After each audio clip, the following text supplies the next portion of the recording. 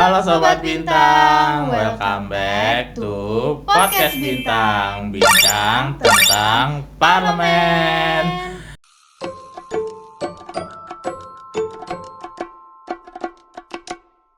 Gua Raka. Dan gue Haifa. Kita bakal ngobrol-ngobrol lagi nih sama teman-teman dari MPM UPN Veteran Jakarta. Nah, di episode 3 kali ini kita kedatangan dua badan, yaitu satu untuk menjaga internal MPM UPN Veteran Jakarta, yang satu untuk relasi MPM UPN Veteran Jakarta. Yes, inilah dia. Rapi di dalam, lincah di luar, yuk kupas tuntas BWRT dan BKSHP. Langsung aja kita sambut Kak Putri dari BWRT dan Aska dari BKSHP. 1, 2, 3. Tring. Nah, selamat datang Kak Putri dan Aska. Terima kasih sudah menyempatkan waktu untuk datang di podcast Bintang ini. Yeay, boleh sapa-sapa dulu penonton di sana. Halo. Nah, kita nyebutnya penonton itu namanya Sobat Bintang. Sobat Gitu. Halo Sobat Halo, Bintang. Sobat Bintang. Sobat Bintang. Oke, boleh dong Kak Putri sama Aska kenalin diri kalian ke teman-teman Sobat Bintang yang lagi nonton nih. Mungkin dari Kak Putri dulu deh. Oh, aku dulu. Ya. Oke, halo Sobat Bintang. Aku Putri Diana Santi. Saat ini aku sedang diamanahkan menjadi Kepala Badan Urusan Rumah Tangga dan kita bakal sharing-sharing lah di sini terkait dengan Badan Urusan Rumah Tangga. Oke, salam kenal ya Kak Putri. Salam kenal. Oke, Kak Putri udah. Sekarang mungkin kita lanjut ke Aska. Boleh, Aska.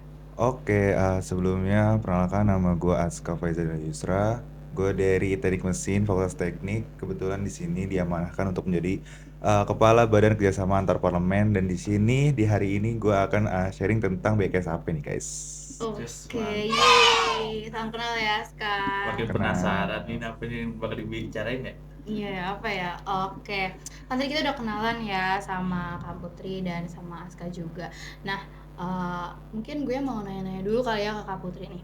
Kak, boleh nggak sih ceritain sebenarnya nih BWRT tuh ngurusnya tuh apa aja sih? Dan yang aku tahu kan BWRT dibagi dua ya, KI sama PPI nih. Nah, boleh dong Kak Putri jelasin ke teman-teman Sobat Bintang apa aja sih yang ada di BWRT dan PPI dan KI itu apa sih?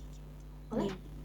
Oke, mungkin dari awal dulu, Badan Urusan Rumah Tangga. Jadi dari nomenklaturnya aja tuh udah ngurusin rumah tangga parlemen. Jadi kayak kita ngurusin internal fokusnya.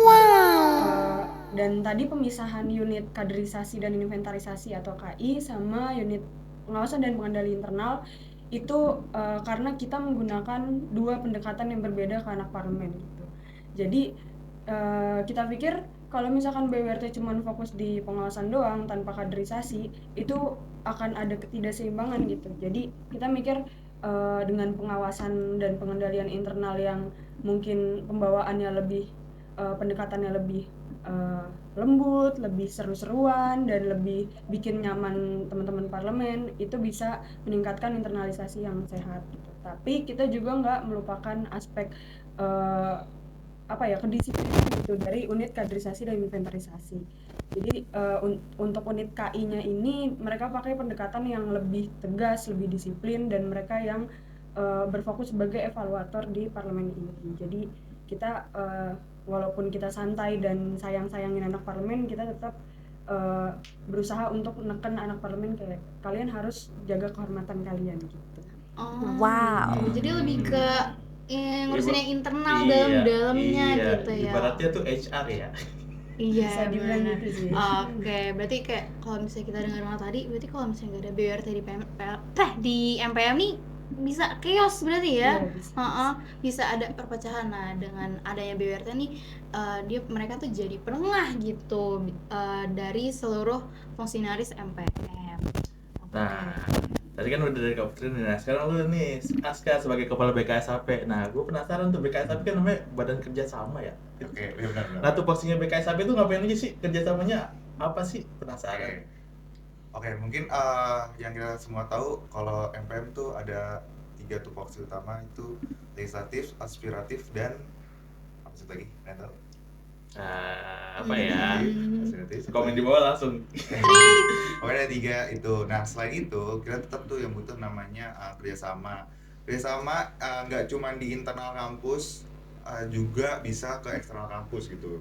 Jadi contoh, Ini kita tuh melakukan kerjasama dengan melakukan program kerja itu yang ada di Bexap gitu. Contoh seperti Sarasehan, kita di internal kampus ada Sarasehan, nama prokernya itu kita kerjasama dengan senat-senat. Kita apa ya? Kita silaturahmi dengan Iya. senat-senat. Kita saling kenal, kita tahu apa sih yang ada di senat-senat setiap fakultas gitu. Nah, kalau yang eksternalnya contoh seperti studi banding. Nah, kita tuh melakukan studi banding dengan DPM atau MM dari kampus lain. Kita tuh jadi tahu apa sih yang mereka punya, apa sih khas dari masing-masing DPM atau MM itu sendiri. Terus selain itu juga ada company visit. Kita apa ya, melakukan kerjasama dengan perusahaan-perusahaan. Kita mendatangi perusahaan tersebut, kita eh, cari tahu gimana cara perusahaan tersebut bekerja gitu. Karena kan setelah lulus ini di kuliah kan pasti kita kerja kan. Jadi kita memperkenalkan lah, kita memberikan wadah ke fungsionaris MPM untuk lebih tahu dunia kerja nantinya. Tuh. Terus ada juga namanya sekolah parlemen. Nah ini kalau tadi udah di apa ya, anak kuliah dan di bidang yang lebih serius di dunia kerja, kita turun ke teman-teman anak SMA. Jadi kita kunjungan ke teman-teman SMA untuk memberikan materi nih terkait legislatif ataupun MPM itu sendiri yang ada di kampus. Dan juga selain itu kita kenalin lah pokoknya kehidupan di kampus gimana aja, dari cara belajarnya, akademik lah gitu kurang lebih. Dan yang terakhir tuh kita ada program namanya Legislative School, itu campuran lah dari semua ini. Jadi dari senat, dari universitas lain atau dari perusahaan atau dari anak-anak SMA tuh bisa bergabung di acara ini dengan misalnya dari jadi peserta, jadi delegasi atau jadi sponsorship, kurang lebih kayak gitu lah. Berarti intinya kerjasama mulu ya kerjaannya. Iya, kerjasama mulu. Harus ada effort untuk wah gitu ya. Iya, Oke. berarti dikit-dikit kerjasama maybe Iya. Oke. Ngajak stuban dikit-dikit, ngajak stuban gitu. boleh dong ikut stuban. Boleh. Boleh, kita tunggu stuban keberapa ya. Oke, nah setelah tadi kita denger-denger nih dari Kak Putri sama Aska sendiri. Nah, kalian berdua ini berarti apa ya, kayak beda tapi saling ngelengkapin gitu ya. Oke. Terima kasih ya sudah sharing job test dari BWRT dan KSAP. Oke. Nah kan tadi kan BWRT ada dibagi dua kan, ada PPI dan KI. Nah, pernah nggak sih Kak ada miskom antara PPI dan KI? Kalau pernah, gimana sih Kak Putri itu cara ngadepinnya? Jadi mungkin kalau miskom kayak di PPI atau KI itu maksudnya bukan di PPI KI doang gitu. Iya. Kayak di semua badan Iya, birokrasi sering nggak ada sih. miskom. Nah, tapi kalau untuk di BWRT kita itu sering miskomnya soal gimana kita akhirnya mau eksekusi hasil pengawasan kita di proker. Jadi mungkin tadi dari Aska udah ngejelasin prokernya kan. Nah, aku nggak bisa jelasin karena proker BWRT itu ada 16 biji. Ini kebanyakan ya, kayaknya nggak cukup gitu. Tapi jadi kalau dari highlightnya, dari PPI itu punya rapat rutin, dari KI itu punya rapat parlemen. Nah, balik lagi yang tadi aku jelasin, soal pendekatannya itu beda gitu. Untuk rapat rutin itu lebih pendekatan emosional, interpersonal yang lebih mengayomi dan sebagainya. Nah, untuk rapat parlemen itu ya lebih profesional dan itu terbuka gitu di parlemen. Nah, perbedaan antara KI sama PPI itu tuh sering dari proker itu, karena kita harus nentuin mana yang evaluasi yang cocoknya itu dimasukin ke ranah pendekatan interpersonal sama profesional. Dan bawaan anak KI sama PPI itu tuh emang beda. Iya, beda-beda. KI tuh biasanya tegas, terus diem gitu kan, introvert banget. Nah, kalau PPI itu petakilan kan anaknya. Iya, Stockholm Syndrome kan, mereka kayak terlalu sayang sama pengawasannya sendiri. Jadi mereka kayak jangan bawa masalah ini dulu, jangan bawa masalah ini. Kayaknya enaknya bawanya diratin aja di rapat rutin, jangan dibawa di rapat parlemen. Mungkin itu yang susah diatur lah istilahnya. Tapi untungnya kita itu punya kepala unit, jadi keputusan terakhir itu ada di, selain dari aku dan wakilku Afifah, itu ada di kepala unitnya. Nah, kepala unit aku itu kan Ian sama Naila. Nah, mereka berdua itu yang akhirnya nentuin kayak kayaknya untuk pendekatan ini lebih ke profesional karena sudah melibatkan permasalahan dengan biro badan komisi lain gitu yang perlu klarifikasi dan sebagainya. Tapi kalau untuk kayak internal mereka doang kayak oh si ini sama si ini di salah satu misalkan badan ada yang ribut, kayaknya kita di internal badannya aja. Jadi dibawa di pendekatan diratin gitu. Itu sih Dewa. Lumayan kompleks ya. Emang.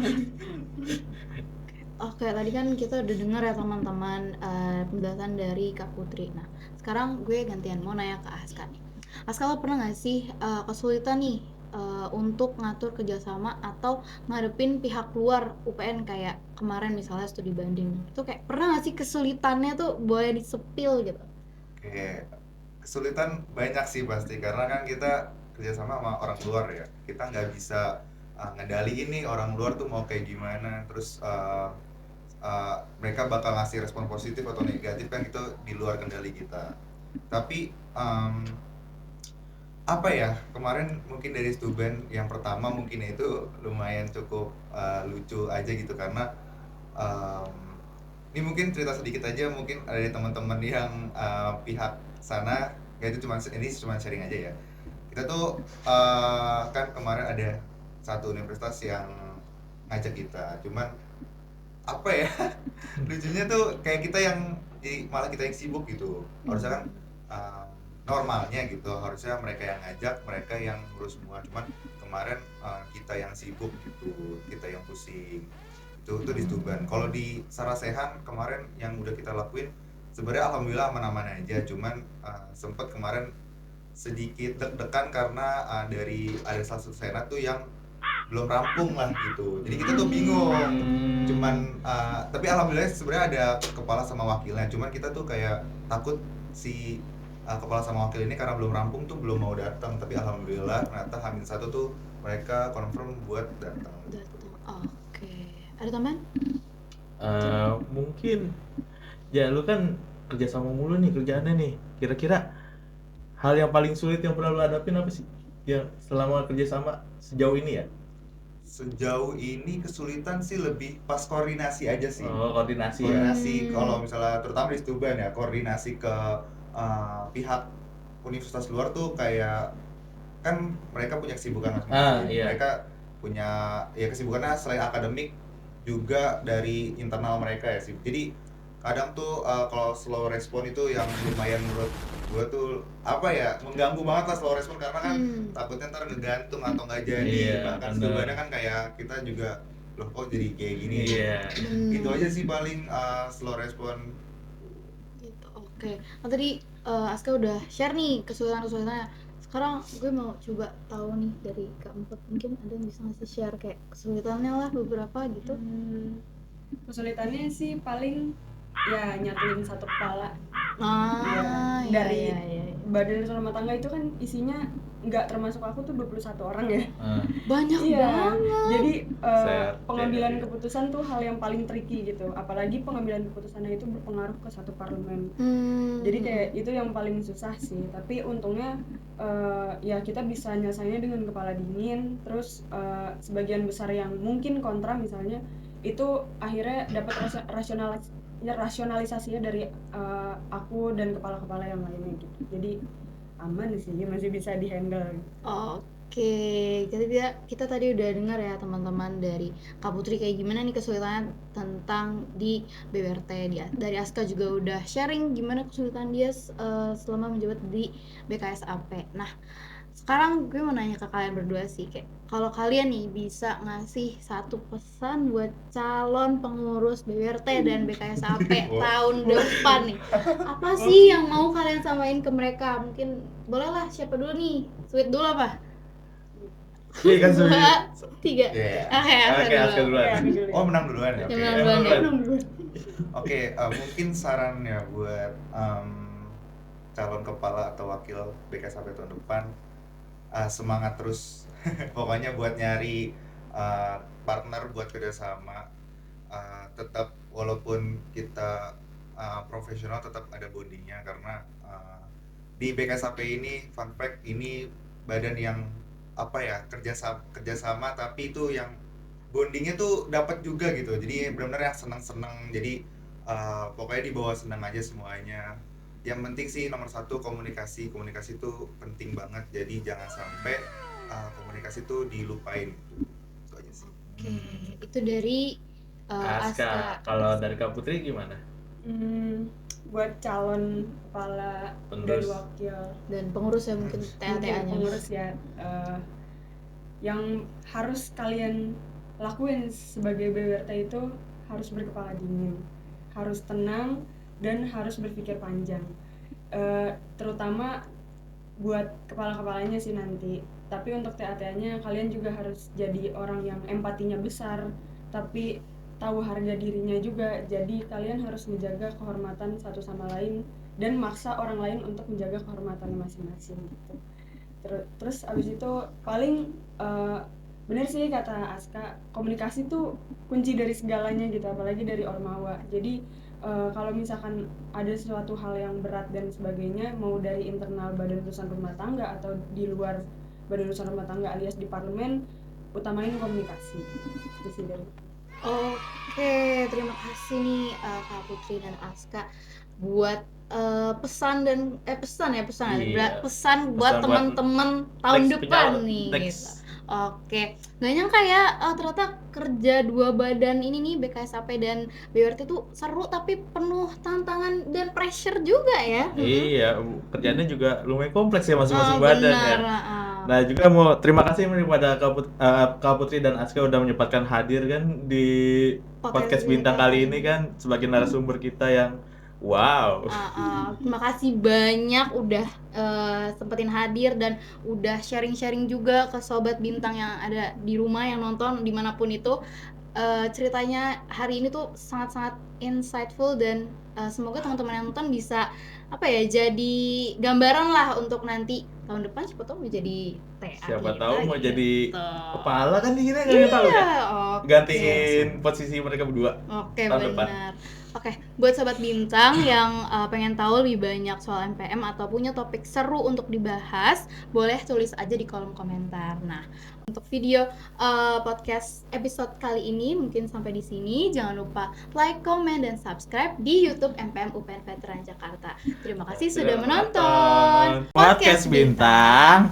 Stay aktif, stay kritis, and keep listening to Podcast Bintang. Bincang tentang parlemen.